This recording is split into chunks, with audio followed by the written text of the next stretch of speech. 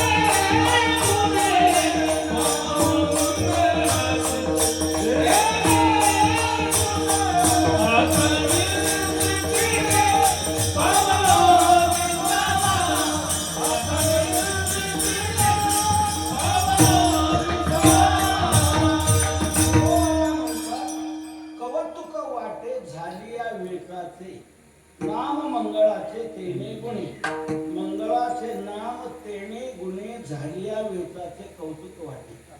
भगवंताचं मंगलमय नाव माझ्या मुखामध्ये सातत्याने येत राहिलं, त्या गुणास्तव माझ्या आयुष्याचा जो वेच झाला त्याचं मला कौतुक करावंसं वाटतं असं तुकोबारा म्हणतात. मग तुकोबारा जर कौतुक करतात तर आपण गारखिंडीकरांनी का करू नये. म्हणून त्या नामचिंतनाचा इतका काळ आपला 50 वर्षाचा व्यतीत झाला, त्याचं कौतुक करायचं म्हणून भव्य असा महोत्सव आपण हा संपन्न करत आहात. पण कोणाला असं वाटेल की का करायचं, दरवर्षी का करायचं. बरं दरवर्षी ते तुका म्हणेल ज्ञानदेव म्हणे हरिपाठ आणि ते भजन कीर्तन रामकृष्ण हरी दरवर्षी ते का करायचं. सध्या जुनं जुनं नको वाटतं, नवीन आकडे लोकांची वाटचाल जोरात चाललेली आहे. नवीन नवीन जुनं नको. मागचं मासिक या महिन्यात चालत नाही, मागचं पाक्षिक या पंधरवड्यात चालत नाही, मागचं साप्ताहिक या सप्ताहात चालत नाही, कालचं दैनिक आज चालत नाही आणि आजचा सकाळ संध्याकाळी चालत. संध्या आहे का म्हणजे जुनं जुनं नको, नवीन नवीन हवं आहे. तर असा काल असताना तुम्ही हेच अखंड हरिनाम सप्ताह तेच दरवर्षी का करायचं. याच्या वाचून काय अडले, तर या नामचिंतना वाचून काय अडलेलं आहे, या नामचिंतनाचं महत्व काय आहे, नामचिंतन आपल्या जीवनात काय देऊ शकतं हे कळावं म्हणूनच नाम महात्म्य सांगणारा हा बंद आज मी सेवेला घेतलेला. येण्यास थोडासा उशीर झाला त्याबद्दल क्षमा असावी. क्षमा असावी म्हणण्यापेक्षा तुम्ही केलेलीच आहे म्हणून थांबला. तिथं बरेच महाराज मंडळी होते, परंतु येण्यास उशीर झाला मात्र याला मी जबाबदार नाही, त्याला जबाबदार ट्रॅफिक. खूप ट्रॅफिक लागली, जवळजवळ 2 तास गेले. चिंतनाचं महत्व काय आहे ते समजावं म्हणून हा बंधू या उद्देशाने घेतलेला आहे. भगवंताच्या नामचिंतनाचे जे फल आहे ते तुकोबारांनी वेगवेगळ्या अभंगातून वेगवेगळ्या प्रमाणे गायलेला. तुकोबारा गावोगाव प्रचार दौरा करून लोकांना हे सांगताय, बाबांनो नामचिंतन करा, अन्य साधनाच्या भानगडीत पडूच नका, अनेक नका काही गाबाळाचे घरी पडू येते थोडी ना. नामचिंतन करा. का बरं तुम्ही नामचिंतन करा सांगता, तर वेगवेगळ्या कारणाने तुकोबारा लोकांना ते समजून देत आहे. कधी तुकोबारांनी मनुष्य देहाचं महत्व सांगून लोकांना नामचिंतनाचे प्रवृत्त करा. बाबांना आपल्याला हा मनुष्य जन्म मिळालेला आहे आणि एक लक्षात घ्या, याच जन्मात हे भजन घडू शकते, अन्य कुठल्याच जन्मात घडत नाही. याच जन्मे घडे देवाचे भजन आणि काही ज्ञान नाही कुठे, इतर कोणत्याही जन्मात हे भजन घडत नाही. तुकोबारांच्या या विधानावर तुमचा काही दावा आहे का, हे विधान मागे घ्या. अन्य जन्मात हे घडू शकतं असे आमच्या पारनेर तालुक्यातले काही पुरावे तुम्हाला देतो. असे काय तुमच्याकडे पुरावे आहेत का की अन्य जन्मात हे भजन घडते. आता हा आपला सप्ताह झाला, झालेला सप्ताह परिसरातल्या डुकरांनी पाहिजे आणि ते डुकर काय म्हणाली, माणसं काय म्हणून सप्ताह करतात, आपणही करू म्हणून आपला सप्ताह हा श्रावणात झाला आणि नंतर डुकरांनी सप्ताह भाद्रपदात केला. असं 50 वर्षात घडले. डुकरांनी सप्ताह केलेला पाहण्यात आला. गावोगावच्या दिंड्या जातात, पंढरपूरला, आळंदीला, पिंपळनेरला. या दिंड्या जाताना गाढवांनी पाहिल्या. ते गाढव काय म्हणाली, माणसंच काय म्हणून दिंड्या नेतात, आपणही नेऊया म्हणून त्या गाढवांनी काय केलं, त्यांच्या समाजाची एक तातडीची मिटिंग घेतली. भजनी मंडळ स्थापन केलं, नगरला जाऊन टाळ आणले, पंढरपुराहून विना आणला, आमच्या महाराजांना बरोबर नेलं, त्यांच्या परीक्षेने पक्वाजही चांगला घेतला आणि काढली दिंडी. कोणी डुकरांचा सप्ताह नाही, गाढवांची दिंडी नाही. तो टोनगे पारायणाला बसलेले कुठे आढळले? अहो एक मनुष्य जन्म जर सोडला तर अन्य कोणत्याच जन्मात हे भजन घडत नाही.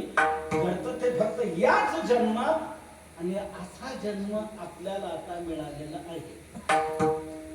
मग या मनुष्य जन्मात आपण काय करायला पाहिजे सांगा? भजनच करायला पाहिजे की नाही? माझी आपल्याला सगळ्यांना एक विनंती आहे, आपण सर्वांनी एक पहिली खात्री करून घ्या. कोणती? आपण मनुष्यच आहोत नाही, ती पहिली खात्री करा. आणि जर आपण मनुष्यच आहोत आणि मनुष्य जन्मातच फक्त भजन घडतंय, अन्य कुठल्या जन्मात घडत नाही, तर असा जन्म आपल्याला आता प्राप्त आहे. मग या मनुष्य जन्मात याची जी विशेषता आहे ते करायला पाहिजे का नाही? इतर जन्मात जे घडतंय तेवढंच जर आपण मनुष्य जन्मात करू लागलो तर मला सांगा त्यांच्यातून आपल्यात काय फरक राहिला? आपल्याला त्यांना खायला लागतं, आपण नाही खात. त्यांना झोप आहे, आपल्याला झोप आहे. त्यांना विषयभोग आहे, आपल्याला आहे. त्यांना भय आहे, आपल्याला आहे. आपल्याला त्यांना जे आहे ते सारखंच जर आहे, त्याच्यात जर काही फरकच नाही तर मग त्यांच्यात आपल्यात काय फरक आहे? म्हणून मनुष्य जन्माची विशेषता त्यात आहे. इतर जन्मात भजन घडत नाही, भजन घडतं ते मनुष्य जन्मात. म्हणून तुकोबाराय कळवळ्याने सांगतात, बाबांनो भजन करा, नामचिंतन करा. याच जन्मात ते घडते, इतर कोणत्या जन्मात नाही. कधी कधी तुकोबारायांनी चिडूनही म्हणावं. किती वेळा सांगायचं तुम्हाला? 50 वर्ष झाले ना सांगता तरी अजून तुमच्या ध्यानात येत नाही, तुम्ही नामचिंतन करत नाही, शिवी देतात. किती सांगू तरी? तर कधी तुकोबाराय पाया पडून म्हणतात, बाबांनो तुमच्या पायाला लागतो, तुम्हाला माझी विनंती आहे, लागून या पाया विनंती तुम्हाला, करे टाळी बोला मोठी ना. बाबांनो तुमच्या पायाला लागतो, तुम्हाला माझी विनंती. तुकोबाराय आपल्या पायाला लागतो. एक लक्षात घ्या, तुकोबाराय किती खाली आलेत? तुमच्या पायाला लागतं. मला एक सांगा, आपली भारतीय हिंदू संस्कृती काय सांगते? कोणी कोणाच्या पायाला लागायचं? छोट्याने मोठ्याच्या पायाला आणि मोठ्याने छोट्यांना आशीर्वाद द्यायचा. ही आपली हिंदू संस्कृती आहे. मग तुकोबाराय आपल्या पायाला लागतात, याचा अर्थ आपण तुकोबारायांपेक्षा मोठे झालो का? ते आपल्या पायाला लागतात याचा अर्थ नाही आपण मोठे झालो का? नाही. तरी ते आपल्या पायाला लागतात याचा अर्थ काय? तर संतांची किती खाली यायची तयारी, समाजामध्ये परिवर्तन होण्याकरता, जनतेचं कल्याण होण्याकरता त्यांची किती खाली यायची तयारी. तुकोबाराय किती मोठे, आपण काय, आपली काय लायकी आहे की त्यांनी आपल्या पाया पडावं? तुकोबाराय मोठे, सर्वात मोठे तुकोबाराय. तुकोबारायांपेक्षा मोठं कोणीच नाही, सर्वात मोठे तुकोबाराय. अनुरेणुया तुकडा तुका आकाश आहे. सर्वात मोठा आहे देव, पण देव आपल्यापेक्षा संतांना मोठं म्हणतो, म्हणून देवापेक्षा मोठे संत. सर्व संत हे ज्ञानोबारायांना मोठे म्हणतात. ज्ञानदेव वैष्णव मोठा, म्हणून सर्व संतांमध्ये मोठे संत ज्ञानोबाराय. पण तेच ज्ञानोबाराय तुकोबारायांना आमच्या सर्वांपेक्षा श्रेष्ठ आहेत, थोर आहेत असं म्हणतात. रामेश्वर भट्टाच्या अंगाचा दाह शांत होण्याकरता तो आळंदीला आला, धरून बसला. ज्ञानोबाराय त्याच्या स्वप्नात गेले, सांगितलं इथे नको, तू देहूला जा. तुकोबाराय म्हणे कोण तुकोबाराय? अरे तू ओळखत नाही तुकोबारायांना? तुकोबाराय सामान्य नाहीत, तुकोबाराय सर्वात श्रेष्ठ आहेत, आम्हाला ते प्रिय आहेत, सर्वात थोर आहेत. माझ्या नामदेवांचा ते अवतार आहे. तुका सर्वात श्रेष्ठ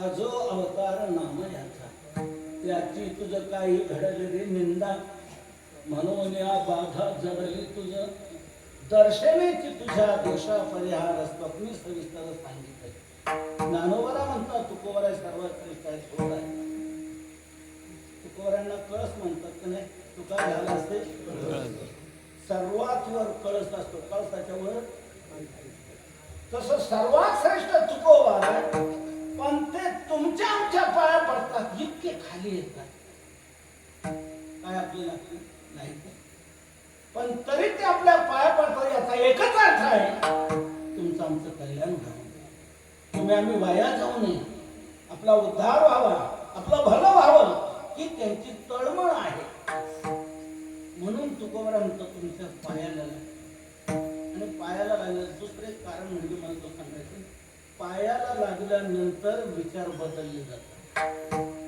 पाय कोणी धरले का मनुष्य ढिला पडतो आणि मान्य करतो तो बोल तुझं काय म्हणले तू काय म्हणे कळ पाय धरल्यानंतर चले बळ पाय धरल्यावर बळ चालत नाही पाय धरल्यानंतर मनुष्य माघार घेतो म्हणतो बोल काय तुझं म्हणणं म्हणून तुकोबार आहे हट्टाने दुराग्रहाने कशाने न मानणारे लोक त्यांना म्हणतो तुमच्या पायाला लागतो तुम्हाला माझी विनंती लागोनी या पाया विनवितो तुम्हाला करे टाळी बोला मोठी नाम काय म्हणणं तुकोबार आहे तुमचं महाराज म्हणतात माझा म्हणे करे टाळी मुखी नाम बोला हाताने टाळी वाजवा आणि मुखाने नाम घ्या हे माझं म्हणणं आहे तेव्हा काही लोक तुकोबारांना म्हणू लागले हाताने टाळे वाजवा आणि मुखाने नाम घ्या हे साधन तुम्ही आम्हाला सांगता तर हेच साधन का सांगता वेदात शास्त्रात पुराणादिकात उच्च उच्च दर्जाची साधनं सांगितलेली ती राहिली एका बाजूला आणि तुमचं चाललंय टुमणं हाताने टाळे वाजवा आणि मुखाने नाम घ्या तर हाताने टाळे वाजवा मुखाने नाम घ्या हेच साधन तुम्ही का सांगता तर हेच साधन मी का सांगतो याचं जबरदस्त कारण तुकोबार आहे आज आपण सेवेकरता घेतलेल्या अभंगाच्या प्रथम चरणातून सांगताय गायनाचे बहेटाळी गायनाचे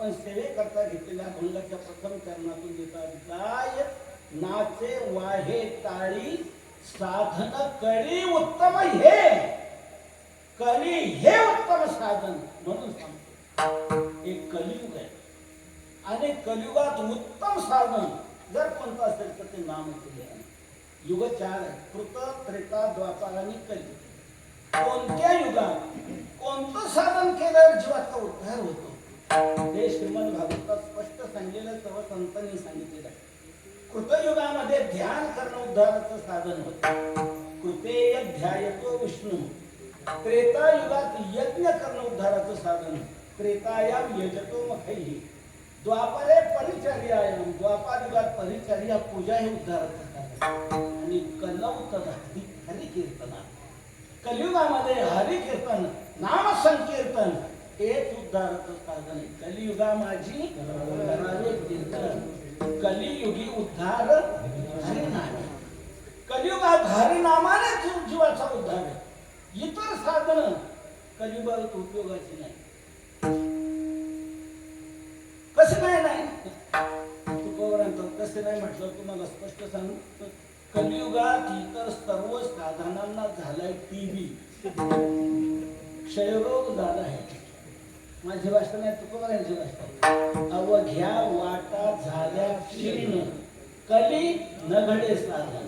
उचित विधी विधान न करे, न घडे सर्वथा भक्ती पंथ बहुत. पुण्य नागवे या पापा, येणे जाणे खेपा, येणेची एके खंड. अन्य वाटा कलियुगात उपयोगाच्या नाही. अन्य साधन त्या त्या काळात कृतयुगात, त्रेतायुगात, द्वापारयुगात चालत होती. आता कलियुगात ती उपयोगाची राहिली नाही, कालबाह्य झालेली. आणि कली भयानक आहे. भयानक म्हणजे पापाचा ओतीव पुतळा म्हणजे कली. कली पापाची हे मूर्ती. कली म्हणजे पापाचा ओतीव पुतळा आहे. आणि कलीवर मात करण्याची क्षमता अन्य साधनामध्ये नाही. आणि कलीवर मात करणारं सक्षम साधन, प्रभावी साधन जर कोणतं असेल तर ते नाम कीर्तन. अन्य साधन ते आता कालबाह्य. आपल्याला एक उदाहरण सांगतो, म्हणजे झटकन आपल्या लक्षात. आपण डॉक्टरकडे जातो, डॉक्टर तपासणी करतात. त्यानंतर त्यांच्या लक्षात जे येतं त्याप्रमाणे ते आपल्याला गोळ्या देतात. त्यांच्याजवळ नसतील त्या लिहून देतात. आपण मग तो कागद घेऊन मेडिकल स्टोर्सला जातो. मग ते औषध काढून देतात. काही चिकित्सक माणसं ते दिलेलं औषध ते पाहत असतात. काय पाहतात? त्याच्यावर बरीच माहिती दिलेली असते त्या औषधाच्या पाकिटवर. हे औषध निर्माण झालंय केव्हा, त्याची तारीख असते. तर त्या औषधाचं नाव, त्या कंपनीचं नाव, त्या औषधात कोणती घटक द्रव्य आहेत त्यांची यादी असते. त्याप्रमाणे त्याची टक्केवारी पुढे दिलेली असते. अशी बरीचशी माहिती असते त्याच्यावर. आणि शेवटी मात्रा कशी घ्यायची ही मात्रा दिलेली असते. आणि शेवटी 2 महत्वाच्या तारखा दिलेल्या असतात. पहिली तारीख ही असते, हे औषध निर्माण झाले केव्हा.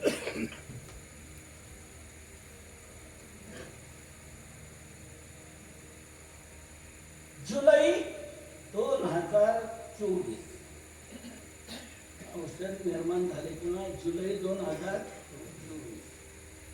आणि दुसरी पुढची तारीख असते त्याच्या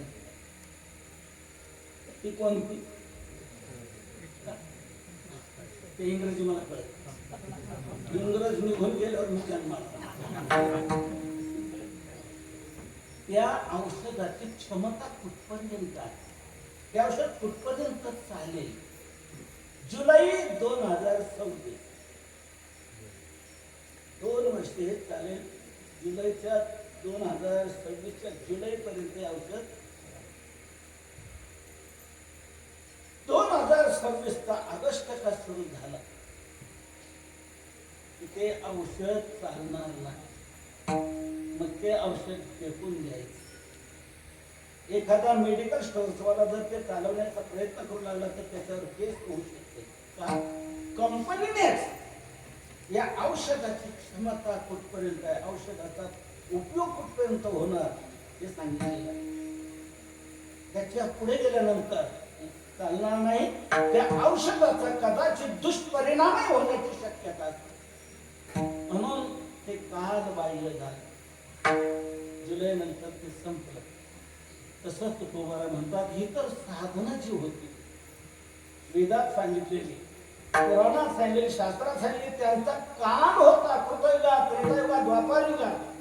ती साधना काम देत होती. आता कलियुग सुरू झाले. कलियुगात ती साधना कामाची नाही. कलियुगी नाम तारक दुजे होय दुःखदाय.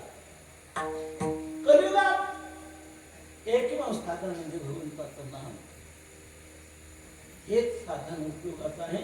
म्हणून अन्य साधनाच्या नादी लागू नका. नामचिंतन करा. साधन कली उत्तम ही. कलीवर मात करण्याची क्षमता अन्य साधनात नाही, ती नामसंधना. कलीवर मात काय करायची? कलियुग फार वाईट आहे. तो पाप घडवतो. कली चांगलं काय होऊ देत नाही. एखादा मनुष्य कसंही वागू लागला, काही करू लागला तर माणसं म्हणतात, आज कसं काय वागायला लागले. याच्यात काही कली शिरलाय का? म्हणजे कली हा चांगल्या चांगल्यांच्या बुद्धीत भ्रंश निर्माण करतो आणि त्याला वाम मार्गाने नेतून त्याला पाप करायला लावतो. मोठं उदाहरण आहे प्रसिद्ध आपल्याकडे परीक्षिती राजाचं. परीक्षिती राजा राज्य करू लागला त्यावेळेला कलियुग सुरू झालं. त्यावेळेला परीक्षितीने विचार केला या कलीने नलराजाची काय परिस्थिती केली. हा जर मोकळा राहिला तर आपलं राज्य चांगलं चालणार नाही, नीट होणार. म्हणून याला डांबून ठेवलं पाहिजे. म्हणून परीक्षितीने कलीला डांबून ठेवलं, आणबद्ध केलं. तेव्हा कली म्हणायचं राजे तुम्ही इतके थोर राजे मला का डांबून ठेवलं, मला मुक्त संचार द्या. परीक्षितीने सांगितलं नाही, तुम्हाला मुक्त संचार दिला की चालणार नाही माझं राज्य. तुम्ही काही चांगलं घडवणार नाही, सर्व वाईटच वाईट घडवणार. म्हणून तुम्ही आता एक बघा लक्षात घ्या. आता देखील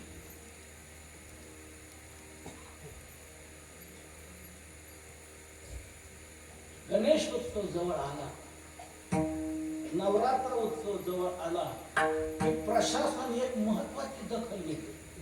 काही काही महापुरुषांना उचलतं, गाडीमध्ये टाकून कुठेतरी त्यांना आज्ञास्थळी नेऊन ठेवतात, त्याला स्थान मंजूर करून का गणेशोत्सव जर सुरळीत पार पाडायचा असेल तर तुम्हाला मोकळे ठेवून चालणार नाही. म्हणून अशा काही महाभागांना जसं स्थानबद्ध केलं जातं ते वाईट घडवणार, तसं तू वाईट घडवणार, चांगलं घडवणार नाही. म्हणून तुला मुक्त संचार नाही.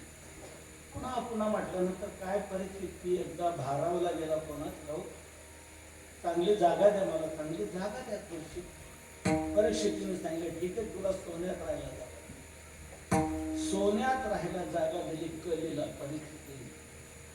खूप आनंद झाला. समोरच सोन्याचा मुकुट दिसला त्या कलीला. परीक्षित राहिले त्या सुवर्ण मुकुटामध्ये कलीने प्रवेश केला आणि तोच मुकुट डोक्यावर चढून परीक्षिती राजा शिकारीला तहानेने व्याकुळ झाला, पाणी पाणी करू लागला, पाणी मिळेना. एक आश्रम दिसला, तिथे गेला. तिथे ऋषी ध्यानस्थ होते. ऋषीजी मुनीजी मला तहान लागलेली, पाणी द्या पाणी द्या. पण ते समाज अवस्थेमध्ये होते, बाह्य जगताची काही कळत नाही, ते काय देऊ शकले नाही. कलीने जो प्रवेश केलेला मुहूर्त त्या कलीने दिला ना धक्का परीक्षितीला. अरे हे राजे बघा, हे राजे हे ऋषीमुनी उद्दंड झालेले आहे, ते सर्पाच्या जातीचे आहे. आपल्याकडे आल्यानंतर आपल्याला सांगतात आलेल्या अतिथीचा सन्मान करा, अन्न द्या, पाणी द्या, त्यांना विणू जाऊ देऊ नका. आणि यांच्याकडे आल्यावर मागितल्यावरही मिळत नाही, अशी उलटणारी जाते, सर्पाची जाते, त्यांचा तिरस्कार केला पाहिजे. कलीने काय विचार दिले बघा. मुकुटात, त्या सुवर्ण मुकुटात असणारा कलीने धक्का दिला परीक्षितीला. आणि परिस्थिती कसा भांबावला ती.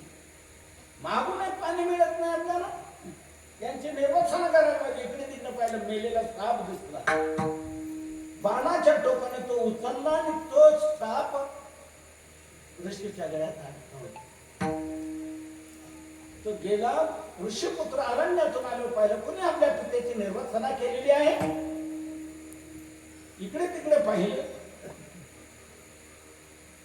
हा सर्प त्याच्या गळ्यात आहे.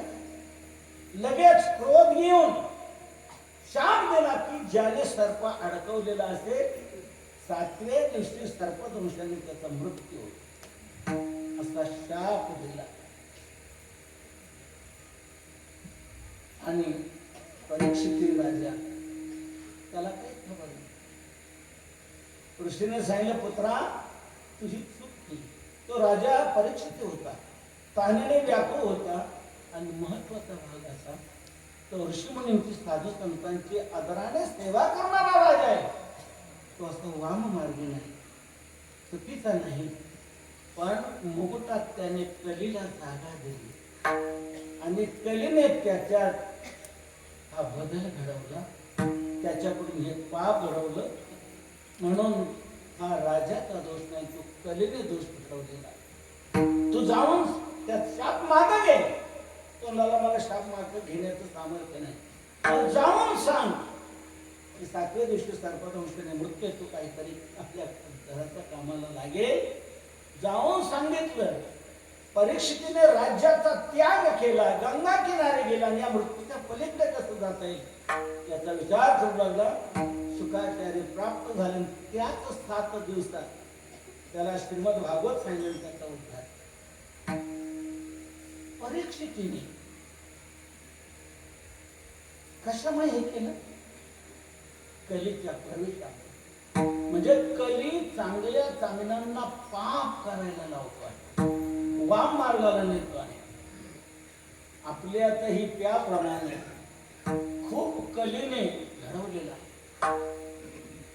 आताही खूप आपल्याला हे दिसून येत आहे की चांगली चांगली माणसं देखील वाम मार्गाला गेलेली दिसून येतात.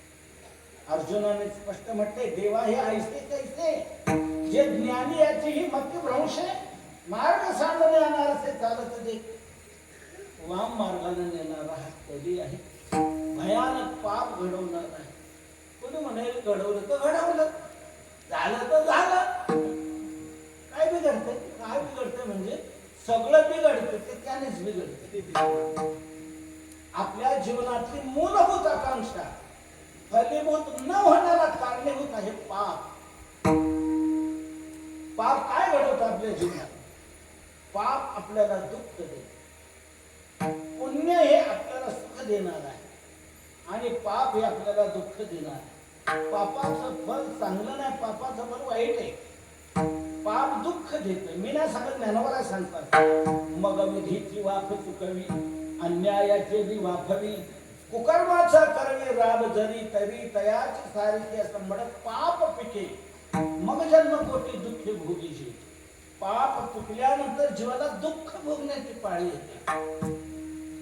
पुण्य सुख देत आणि पाप हे दुःख देत आहे. म्हणून आपल्याला दुःख जर नको आहे तर पाप होऊ द्यायला नको. पाप कधीच आपल्याला सुख देऊ शकत नाही. पापाचं फळ आहे दुःख, पुण्य हे सुख देते. म्हणून तुम्ही बघा, आपल्या जीवनात जर वाईट काय घडलं तर काही लोक म्हणतात, का या कसं काय झालं? तो म्हणतो काय कळत नाही. असं कसं काय? काहीतरी त्याला कारण असेल. तो म्हणतो काहीच कारण नाही, तुम्हाला माहिती नाही, आपण कोणाच्या आय देत नाही किंवा देत नाही, तरी असं कसं आल्याला आपल्याला भोगायची पाळी आली. आणि काहीतरी कारण असेल ना, म्हणतो कारण तर काहीच नाही, असं कसं काय? तो म्हणतो काहीतरी आपलं पूर्वजन्मीचं पाप असं म्हणतो की नाही. ज्या वेळेला त्याचं काही कारण सापडत नाही त्यावेळेला हेच आपण उत्तर देतो की नाही, काहीतरी आपलं पूर्वजन्मीचं पाप ते भोग द्यायला आलंय, ते काय चुकणार आहे का? देवादिकांना चुकलं नाही, आपल्याला चुकणार आहे का? म्हणतो ते पाप भोग द्यायला आले म्हणजे दुःख जे होतंय ते पापामुळे आणि सुख जे मिळते ते पुण्यामुळे. मग आपल्याला दुःख नको आहे ना? दुःख यावं कोणाला वाटतंय का?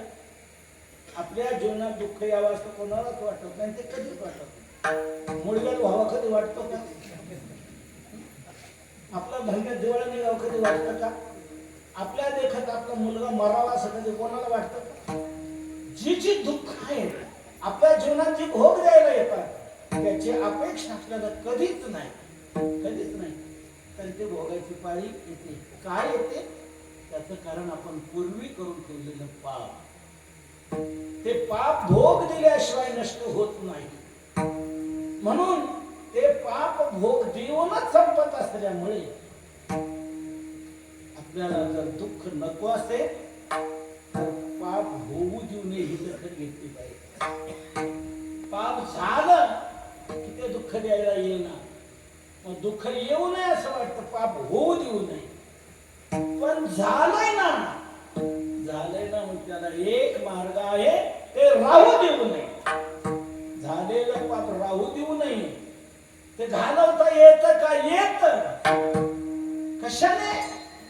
नामचिंतन. नामचिंतन असं साधन आहे की तुमचं याच जन्मातलं पाप काय जळतील बाबे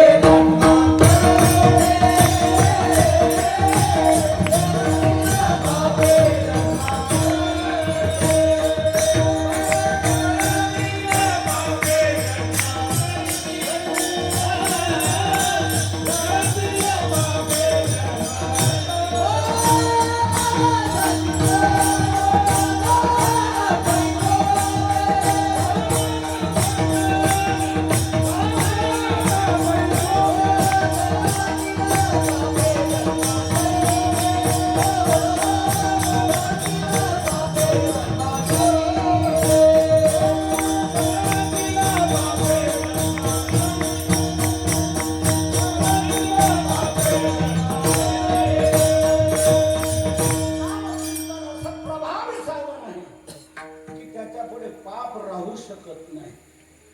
किती असू द्या पाप, नामचिंतन ते सर्व पाप घालव. हरि उच्चारणी अनंत पाप राशी जातील लयासे. किती पाप तुमचं असते या जन्मात नाही मागच्या अनंत जन्मात जरी असलं तरी जळतील पापे.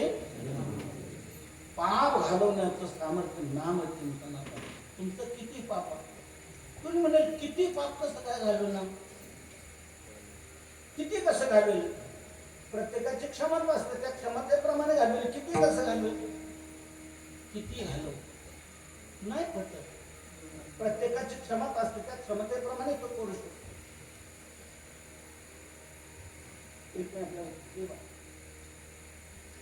100 किलोचं तांदळाचं पोस डोक्यावर घेऊन तुमच्या घरात कशी 100 किलो काय म्हणतात. बरं जाऊ 50 किलो दिसतील नाही, 25 किलो नाही, 5 किलो 1 किलो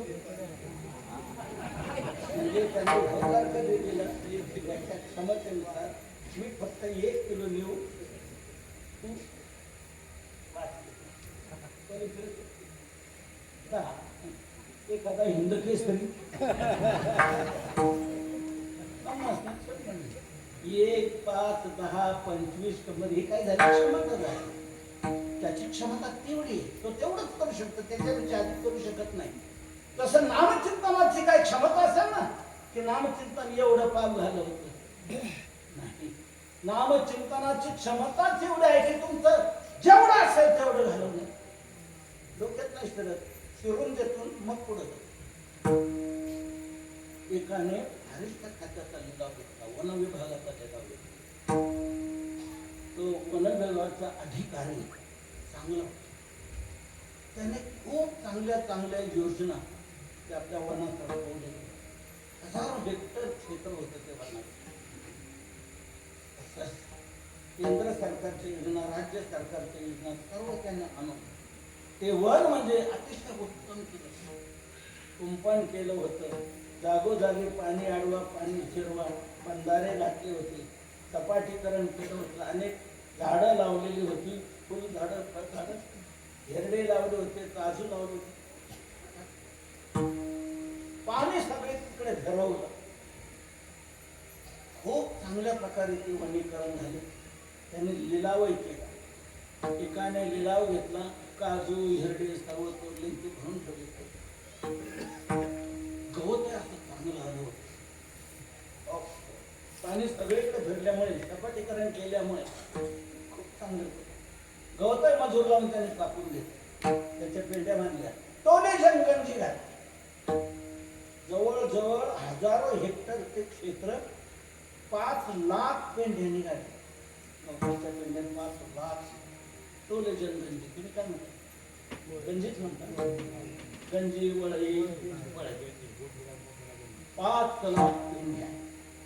मला एक सांगा, त्या 5 लाख आपल्याला पेंढ्या जर जाळायच्या असतील तर किती लाख काड्याच्या पेट्या पाहिजे? 1 लाख एक पेटी, एक काडी काय म्हणतात. पेंड्या किती जाळायच्या? 5 लाख पेंड्या जाळायच्या. तर एक काडी तुम्हीच म्हणता बाबा तिकडे तुम्ही वयस्कर माणसं तसंच म्हणताय. तुम्हा सर्वांचं एकमत झालं, मी एकटाच बाजूला पडलो. तुमचं सर्वांचं मत आहे त्या 5 लाख पेंड्या जरी जाळायच्या असल्या तरी त्याला एक काडी पुरेशी आहे. ठीक आहे, 5 लाख पेंड्या जाळायला एक काडी मान्य करतो. दुसऱ्या एकाने मोठा लिलाव घेतला, त्याच्यात 10 लाख पेंड्या निघाल्या, याच्या दुप्पट त्याची पिवळी लागली. आता त्या 10 लाख पेंड्या जाळायच्या असतात, आता किती काड्या पाहिजे? एक. आता नाही पडतं मला मागून घेतलं. 5 लाख पेंड्या जाळायला एक काडी, आता 10 लाख पेंड्या एक काडी. त्रैराशिक मांडा ना तुम्ही. 5 लाख पेंड्या जाळायला जर एक काडी, 10 लाख पेंड्या जाळायला 2 नको. 50 लाख पेंड्या जाळायला 1 कोटी पेंड्या जाळायला 5 कोटी पेंड्या जाळायला. याचा अर्थ काय झाला? पेंड्यांची संख्या कितीही वाढू द्या, काडीची संख्या वाढवण्याची गरज नाही. एका काडीत ताकदच एवढी आहे, तुमच्या जेवढ्या पेंड्या असतील तेवढ्या जाळण्याची. तसं पाप तुमचं किती असू द्या, एका नामचिंतनात अशी ताकद आहे. जेवढं पाप असेल तेवढं घालवण्याची ताकद नामचिंतन या साधनात आहे. जळतील पापे जन्मांतरे, जन्मांतरे पापे जळतील. जन्म जन्मांतराचे पाप तुमचे जळून जाते. आणि जळण्यातून एक लक्षात घ्या, जळण्यातून ते तर संपलं, त्याच्यातून नवीन काही निर्मिती होऊ शकत नाही. जळण्यातून त्याचा बीज भाव नष्ट होतो, ते तर संपलं जातं, त्याच्यातून नवीन काही उत्पत्ती होऊ शकत नाही, निर्मिती होऊ शकत नाही. म्हणून ते तर संपलं आणि त्याच्यातून पुन्हा काही निर्मिती होऊ शकणार नाही. ते पाप पूर्णतः घालवण्याचं सामर्थ्य एका नामचिंतनात आहे. आणि कधी भयानक पाप घडवणारा असल्यामुळे त्या भयानक पापाला घालवण्याचं सामर्थ्य नामचिंतनात आहे. म्हणून तुकोबराय म्हणतात, कलियुग हे असल्यामुळे कलियुगात उत्तम प्रभावी साधन जर कोणतं असेल तर साधन कली उत्तम हे. कलियुगात हेच उत्तम साधन आहे कोणतं? गाय नाचे वाही टाळी. मुखाने नाम गायचं, नाचायचं, हाताने टाळी वाजवायची. गाये नाचे वाहे टाळी, साधन कली उत्तम हे. मुखाने नाम गायचं, नाचत नाचत गायचं. पूर्वीच्या सर्व संतांनी ही साधना केली बरं. रामकृष्ण गीती गात, टाळ चिपळ्या वाजवी आणि छंदे आपुलिया नाचत. गाय गात नाचत आणि टाळ चिपळ्या वाजवी. गाये नाचे वाहे टाळी, साधना कळी उत्तम आहे. पूर्वीच्या संतांनी हीच साधना केली आणि तुम्हा आम्हाला दाखवून दिली. सोपे वर्मा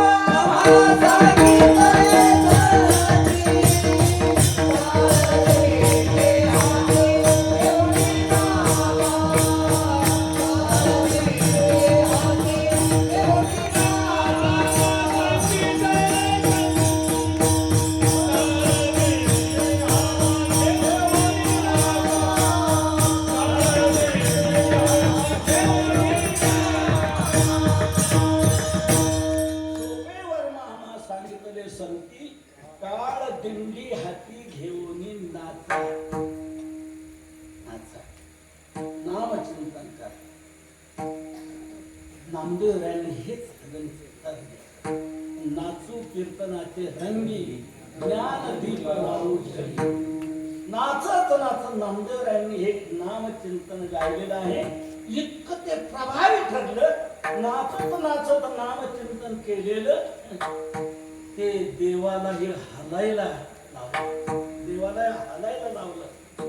नामदेवराय नामचिंतनात दंगले रंगले, देवही उतरले आणि नामदेवरायांच्या कीर्तनात ते नाचायला लागले. नामदेव कीर्तन करी हे नाचे पांडुरंग, जनी म्हणे ज्ञानदेवा बोला.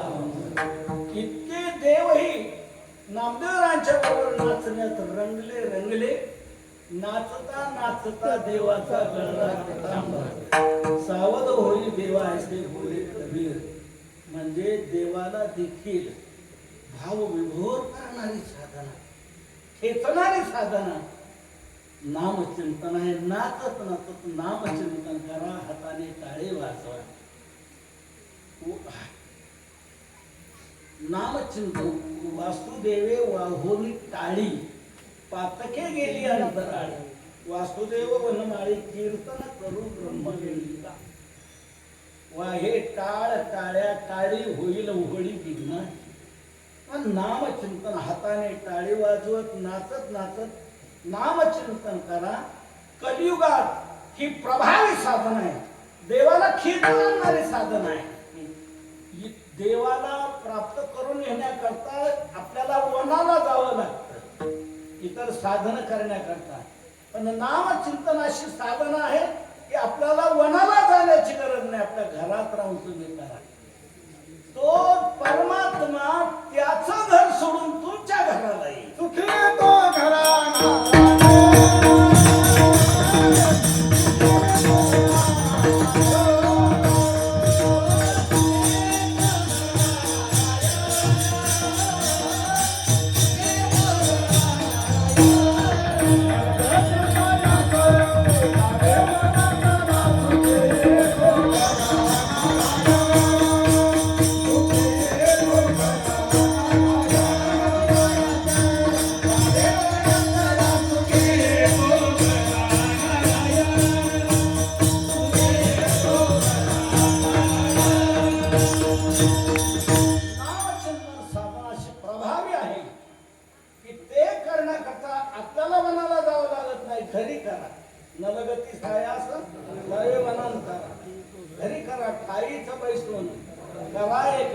आवडी आनंद आळवावा. सुखे येतो घरा नारायण. तो नारायण आपल्या घराला येईल. नारायण आपल्या करता त्याचं घर सोडून आपल्या घराला येईल. असं भगवंताला खेचून आणणार साधन म्हणजे नामच.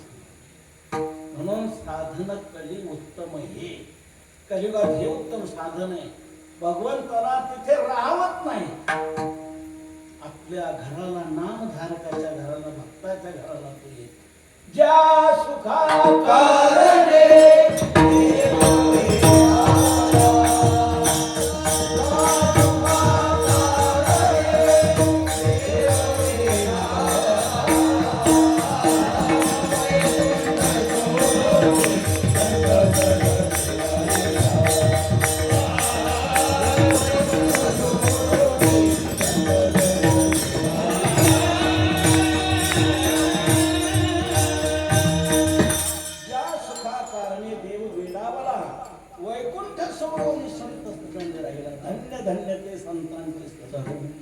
जेथे लक्ष्मी सहित शोभे नारायण असं भगवंताला खेचून आणणारं साधन म्हणजे नामचिंतन आहे. आपलं अनिष्ट दूर करणार, पाप सर्वस्व घालवणार आणि पुण्य निर्माण करणार, भगवंताला खेचून आणणार. म्हणून साधन कधी उत्तम हे काय नाचे वाहे टाळी साधन कधी उत्तम हे. आणि असं साधन आपण 50 वर्ष केलं म्हणून त्याचा सुवर्ण महोत्सव आपण मोठ्या उत्साहाने करत आहात. म्हणून नामचिंतन काय करू शकते हे सांगणाराच अभंग मला सेवेला घ्यावा वाटू लागला. म्हणून हे अभंग मी चिंतन आपल्या पुढे मांडलेलं आहे. किती साधन महाराज पाप जाईल पण तो भवनदी करून जाईल का? तुकोबरा म्हणतात नामचिंतन काय म्हणून देत नाही. काय नव्हे केले एका चिंतिता अवघे होती लाभ एका या चिंतने. या एका नामचिंतनातून सर्व काही लाभ प्राप्त होऊ शकतात. तुम्ही जे म्हणाल ते होऊ शकतं. मग भवनदी तरुण जाऊ शकतो का? नक्की. आजपर्यंत कोणी तरुण गेलाय का? तुकोबरा म्हणतात कितीतरी तरुण गेले, आपण काय जाणू शकणार?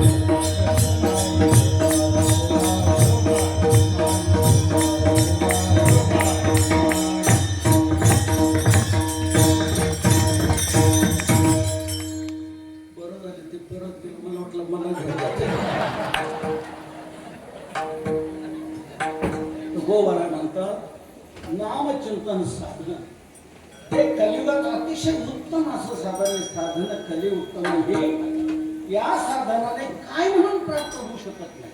काय नव्हे की एका चिंतित अवघे होते लाभ एका चिंतने अवघेची लाभ वैसली या घरा येती भावधारा येते काय न लगे हलावे चालावे बाहेर अवघेची घरी बसले हेची साधने तुझं सर्व काय फलाची प्राप्ती करून देणारं साधन भगवंताचं नाम आहे. भवन दुखेन तरुण जायला काही चिंता करण्याचं कारण नाही. आजपर्यंत कितीतरी तरुण गेले काय जाणो तरले किती. अभंगाच्या दुसऱ्या स्थानाला सांगतात किती तरले काय जाणो. कितीतरी तरुण गेलेले आहेत आपण काय जाणू शकणार आहे. नामेची तारिले कोट्याने ही कोटी ऐसे अनंत अपार नामे तरले चराचर. तरले तरती हा भरवसा नामधारकाचा कसा. तरले तरती गा अनेकही विश्वासी नामे तरला नाही कोण ऐसा देवाने ओढून. किती तरी तरुण गेले या नाम साधनाने. मग काय करायचं चिंताच करू नका. नाव आहे ती या पैसा भगवंताचं नाम ही नौका आहे. नौका ही नाव लागलेली आहे. नावाडी तयार आहे तो या म्हणतोय आपल्याला जाऊन बसायला काय अडचण नाही.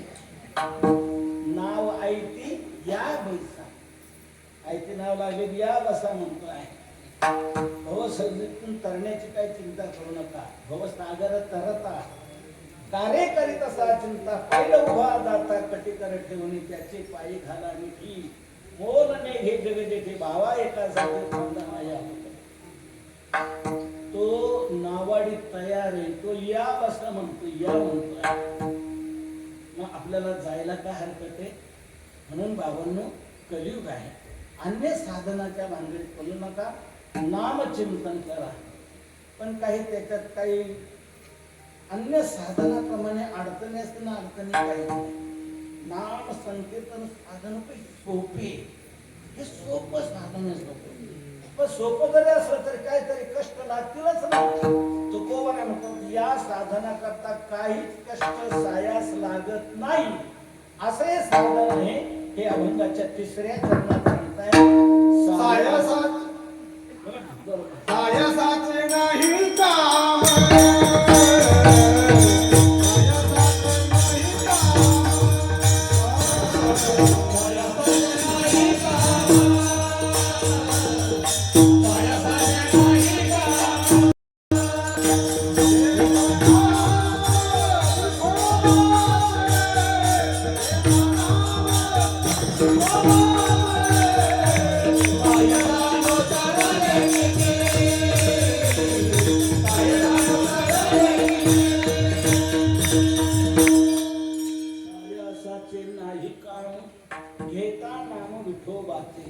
विठोबाचे नाम घेता सायासाचे काम नाही.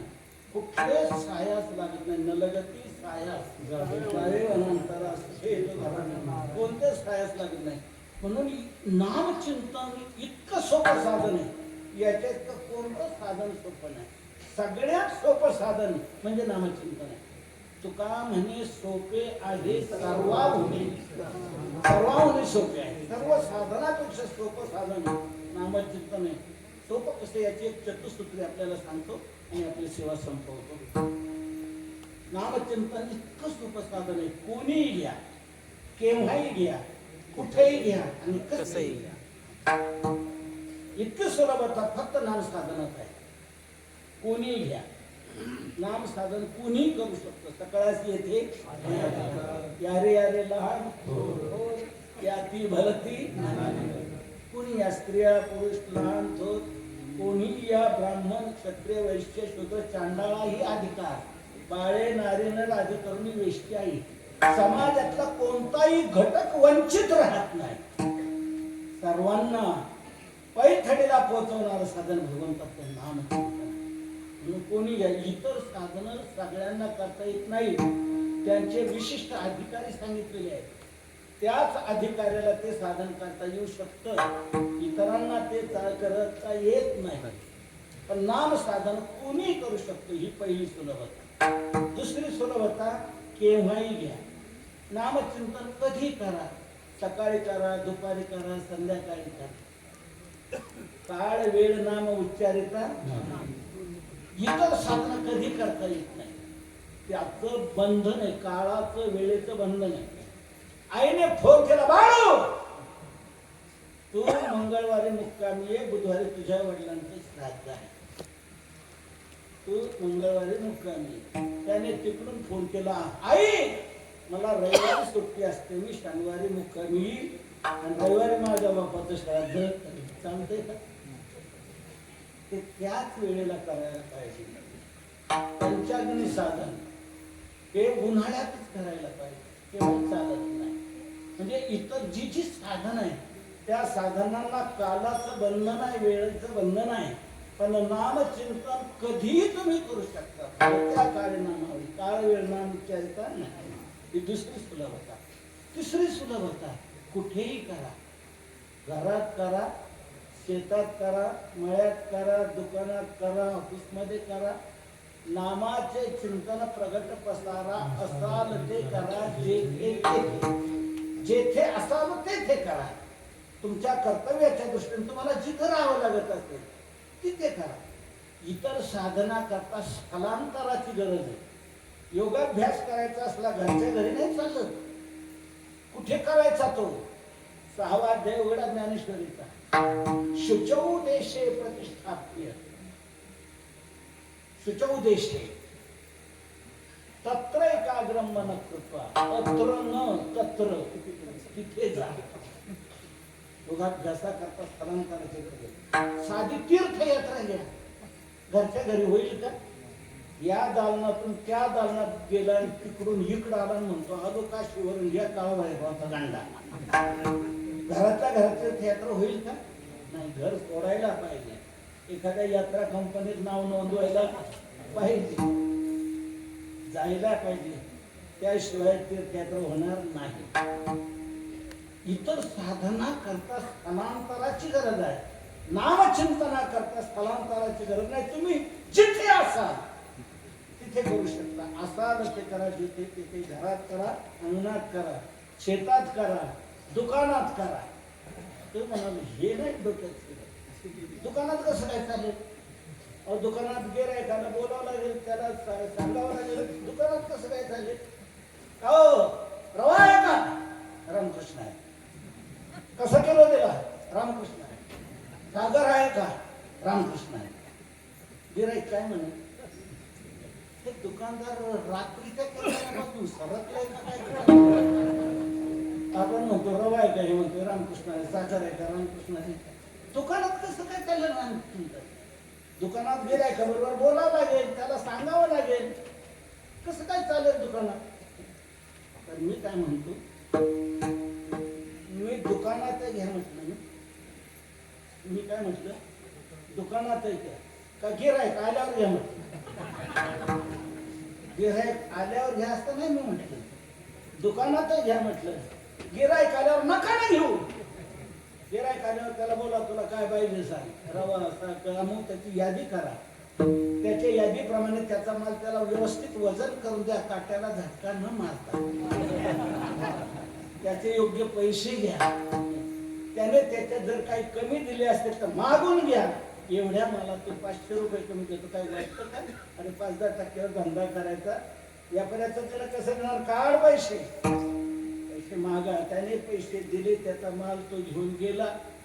दुसरं गिऱ्हाईक अजून आलं नाही. दुकानात एकटंच आहे की नाही? मग तिथं कर ना रामकृष्ण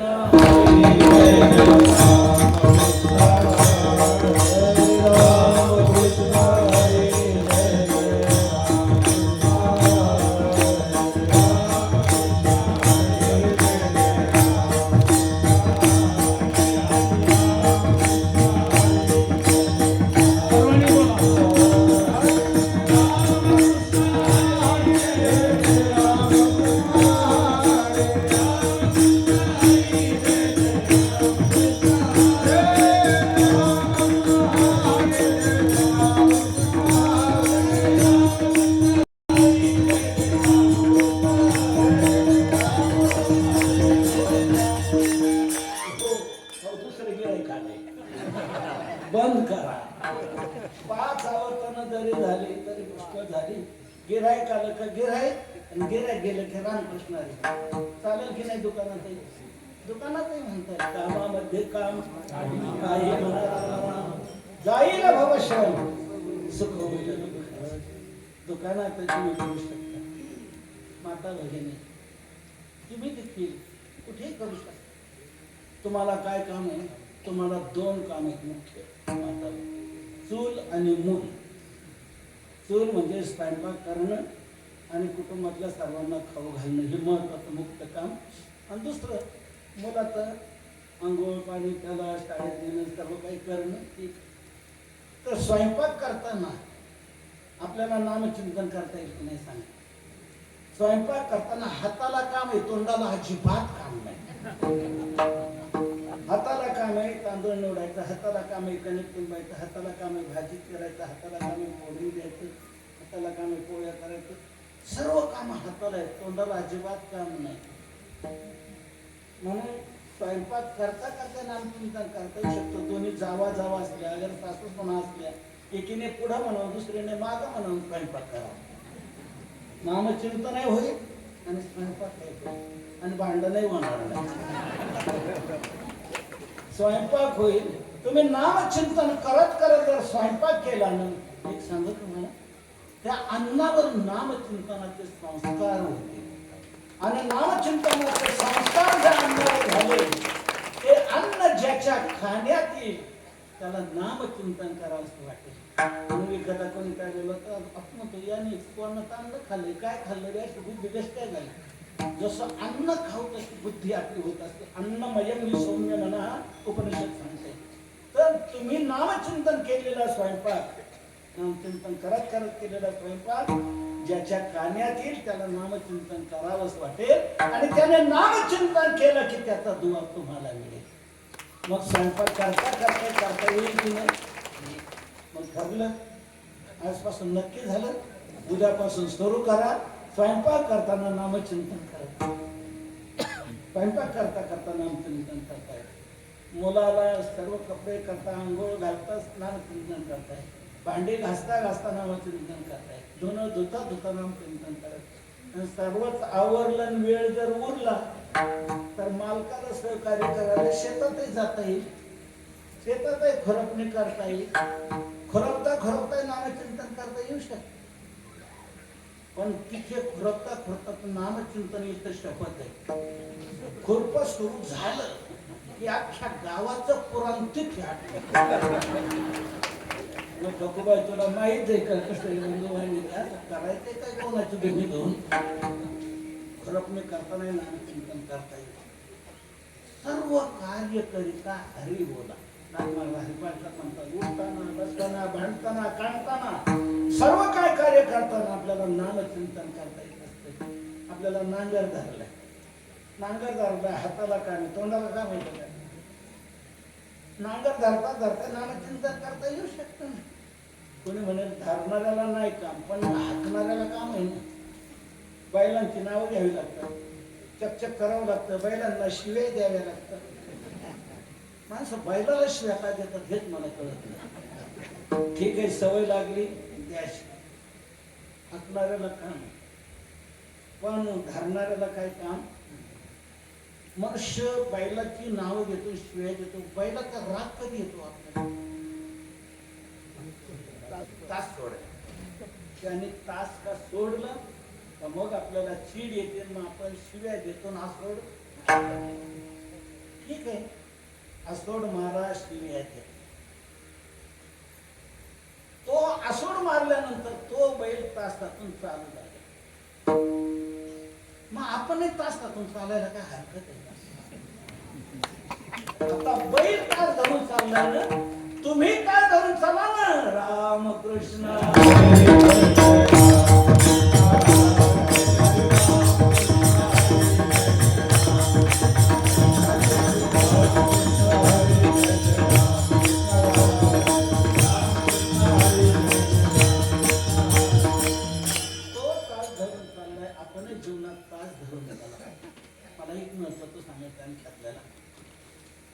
बैलाने तास सोडण्याची आपल्याला चीड येते.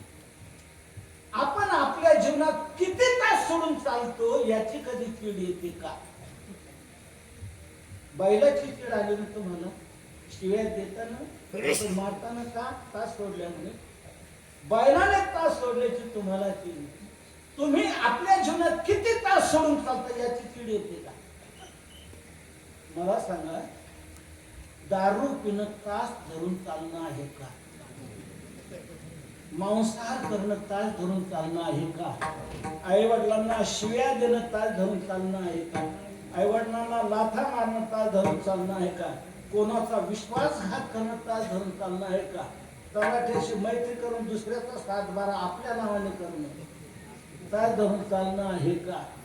आपण आपल्या जीवनात किती तास सोडून चालतो याची का चीड येत नाही? माझी आपल्याला सर्वांना एक विनंती, आपला हा सुवर्ण महोत्सव आपण संपन्न करत आहात मोठ्या उत्साहाने. मला तुम्हाला एक सांगायचं, या नामसप्ताहातून तुम्ही काय घेणार आपल्या जीवनात? काय घेणार? मला असं म्हणायचं, आपण एक निश्चय करा, या नामसप्ताहाची सुवर्णमाची आठवण ठेवा की आजपासून एक नेमका आजपासून मी दारू पिणार नाही, आजपासून मी खोटं बोलणार नाही, आजपासून मी आई वडिलांचा अनादर करणार नाही. कुठला तरी निर्णय, तिथे दारू पिणार कोणी नसेलच म्हणूया गावात नाही ना, पण तुम्ही असलं चुकून तर त्यांनी आज निर्णय घ्यावा की आजपासून मी दारू पिणार नाही, आजपासून मी मांसाहार करणार नाही. सुवर्ण महोत्सवाची काही आठवण आपल्या जीवनात ठेवा. नामचिंतन हे कुठेही तुम्ही करू शकता, केव्हाही करू शकता. आणि चौथं सुलभ होता, कसंही करू शकता. राम म्हणा, नाही तर लांब म्हणा, नाही तर मरा म्हणा. मरा मरा म्हणूनही उपयोग झालाय की नाही? मला कळेल. राम म्हणतात ना, तो मरा म्हणा म्हणला, नारा म्हणतात मरा म्हण.